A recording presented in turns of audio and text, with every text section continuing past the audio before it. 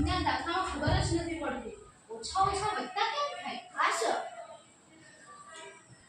સારું, ચાલો. તો તમને ખબર નથી પડતી ને કે ઓછા ઓછા વત્તા કેમ થાય? હા સર. તો આજે આપણે શીખીએ, બરાબર? લે તો સૌથી પહેલા આજે આપણે જોઈએ કે વત્તા વત્તા વત્તા કેમ થાય, બરાબર? હા હા સર. એ પહેલા જોઈએ અને ત્યાર પછી જોઈએ કે ભાઈ ઓછા ઓછા વત્તા કેમ, બરાબર? તો આપણે એક ઉદાહરણ લઈએ કે ભાઈ તીર્થ છે, તો તીર્થના મમ્મીએ તીર્થને 50 રૂપિયા આપ્યા. કેટલા રૂપિયા આપ્યા? 50 રૂપિયા. તો 50 રૂપિયા તીર્થ પાસે આવ્યા કે ગયા? આવ્યા. આવ્યા. તો આપણે અહીંયા શું લખીશું? 50 રૂપિયા આવ્યા એટલે વત્તા 50, બરાબર? હા સર. હવે તીર્થને એના પિતાજી પણ 20 રૂપિયા આપે છે. કેટલા રૂપિયા આપે છે? 20 રૂપિયા. 20 રૂપિયા. તો 20 રૂપિયા તારી પાસે આવ્યા કે ગયા? આવ્યા. આવ્યા એટલે વત્તા. તો વત્તા 20. તો હવે તીર્થ પાસે કેટલા રૂપિયા થયા? 70 રૂપિયા. 70 રૂપિયા. તો તું શું કર્યું? સરવાળો. જોયું ને, વત્તા વત્તા વત્તા.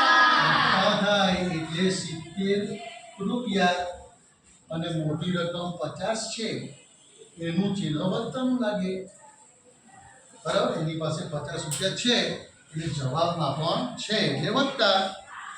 સમજાયું બાળ દોસ્તો તમને? હા સર. હા સર. કે વત્તા વત્તા વત્તા શા માટે કર્યો? હા સર. હા સર. હવે તમારો પહેલો સવાલ કે ઓછા ઓછા વત્તા કેમ થાય?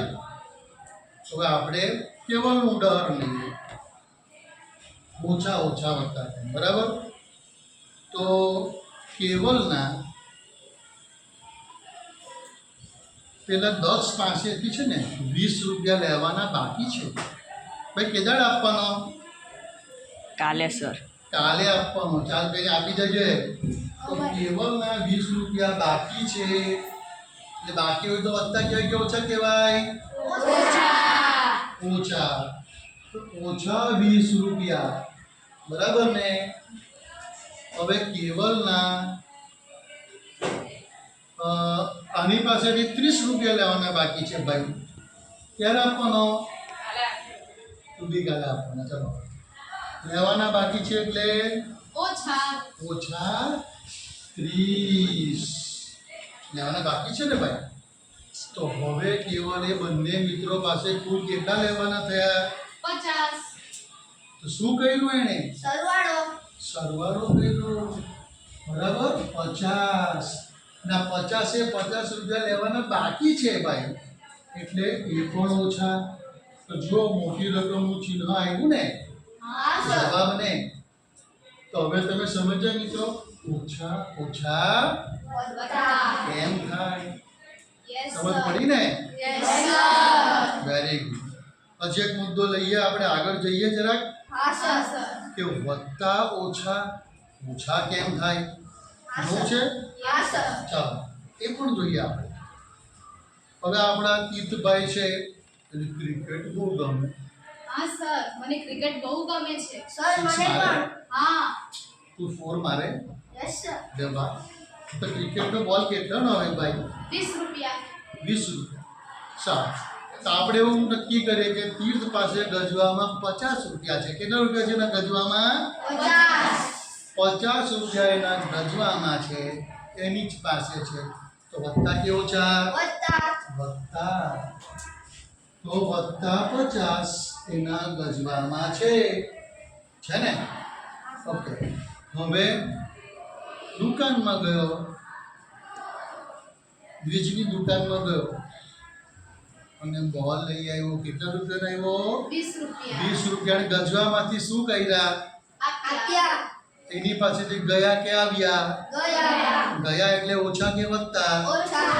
ઓછા. તો ઓછા 20. બરાબર 20 રૂપિયા ગયા ઓછા થઈ ગયા તો હવે એના ગજવામાં કેટલા ગયા 30 રૂપિયા 30 રૂપિયા તો તમે શું કર્યું બાદબાકી તો સમજાયું ને વત્તા ઓછા ઓછા થાય 50 માંથી 20 જાય તો 30 અને એના ગજવામાં છે એટલે વત્તા મુકાય મોટી રકમનું ચિહ્ન થયું ને પણ આશા જોયું હજી એક ચોથો મુદ્દો છે એ લઈએ હવે આપણે બરાબર કેવલ માટે ઓછા વત્તા પણ ઓછા થાય ઓછા વત્તા ઓછા ઓછા કેમ બરાબર ચાલો હવે આ કેવલના તો છે ને ભાઈ પૈસા બધા પાસે બાકી જ રાખે બધા એને આપવાના બાકી જ હોય કારણ કે બહુ ઉદાર માણસ છે બધાને પૈસા આપતો ફરે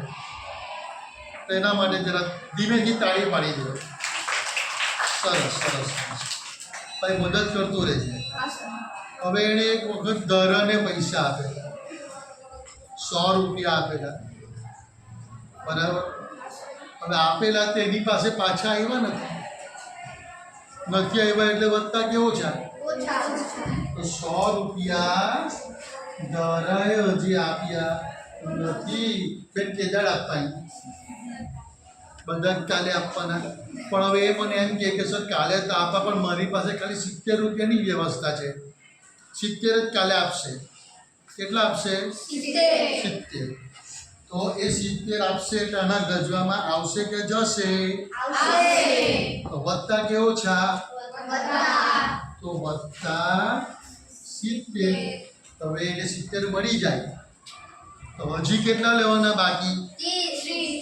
30 તો 30 લેવાના બાકી એટલે 30 ની આગળ શું મુકાય જે મોટી રકમનું ચિહ્ન છે સમજાયું જો બરાબર સરવાળો કે બાદબાકી આપણને નિયમ શીખવે કે વત્તા વત્તા વત્તા થાય ઓછા ઓછા પણ વત્તા થાય વત્તા ઓછા અને ઓછા વત્તા એટલે કે સરખા ચિહ્નો વચ્ચે શું થાય સરવાળો જુદા ચિહ્નો વચ્ચે શું થાય બાદબાકી અને જવાબ જે આવે છે આપણા તેને મોટી રકમનું શું મુકાય ચિહ્ન મુકાય તો મિત્રો તમને હવે આ કદી પણ ભૂલાશે નહીં આ નાટક હંમેશા યાદ રાખજો કે ઓછા ઓછા વત્તા ફરી પાછો એકવાર મળીશું ત્યારે આપણે જોશું કે ગુણાકાર અને ભાગાકારમાં કઈ રીતે થતું હશે બરાબર તો જાઓ ધગસથી મહેનત કરો અને આગળ વધો